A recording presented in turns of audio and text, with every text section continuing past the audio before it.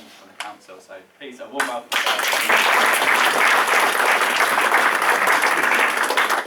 Well, thank you, Sam. And I think as a Mancunian by birth, I should really start with an apology. For the weekend ahead and the week ahead, you're going to need an umbrella.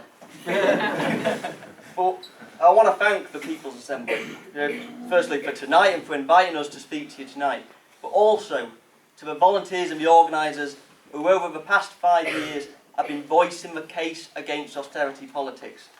And I am very proud to be a member and a representative of a party which has now got a leader who is squarely going to put forward the case against anti-austerity politics. A leader who's very proud of that radical strain of the Labour movement, very proud of our history, and our history of the Labour movement when we've been our most combative. And I think what I want to talk about tonight is how that history should give us courage, even in dark times. Because when we march on Sunday, we'll be marching very close to St. Peter's Fields, where in 1919, peaceful protesters calling for enough to feed their families were ridden down by cavalry, veterans of the Battle of Waterloo. We've come a long way since those dark days, but we're still not in the sort of society I want to live in. The sort of society which puts 1,800 steelworkers and their families into poverty, and with a government which does not say a word. But what are they saying? What does our government think is more important than the lives of those steelworkers? Apparently, it thinks the trade union movement is a mortal threat. It's putting forward a new round of restrictions, a new round already building on the most restrictive trade union laws in Western Europe. It's going to make strikes harder.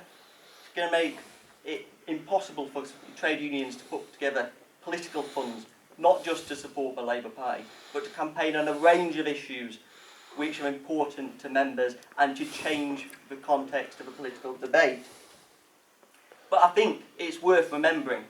It's worth remembering Taff Vale in 1901, where the railway workers took on the railway company, and in response, the Tories in the House of Lords meant it that bosses could recoup their losses from trade union subscriptions after a strike. But the first Labour MPs, they got rid of that. And after the general strike in 1926, when the Tories put in restrictions on trade unions organising, the first Labour majority government got rid of them restrictions. And all the restrictions that the Tories put in the 80s, well, New Labour should have got rid of them, but Jeremy Corbyn would get rid of them. And even with the most restrictive trade union laws in Western Europe, our movement's got back up off its feet. That's why the Tories have got us firmly in their sights. It's because unions, like the rail unions, have won the argument for public ownership of the railways. The majority of people support it, and that's because trade unions have been campaigning on the living wage. It's a sort of perverse compliment that Osborne feels the need to claim the phrase living wage. It's because of grassroots struggles. I know some of you here may have been involved in the University of Sheffield campaign for a living wage, which is step by step increasing the number of staff at the university who are getting paid enough to support their families on. It's grassroots campaigns, it's trade union action that have put the living wage on the agenda right at the top. And that's why the Tories attack us for our strength. That's why they attack us. And I think we should remember those cases I've talked about, because they should give us optimism that no matter how bad it gets, we can fight back. If we get back up on our feet, we can get rid of whatever they do. We can rebuild a society based on peace, based on cooperation, based on socialism.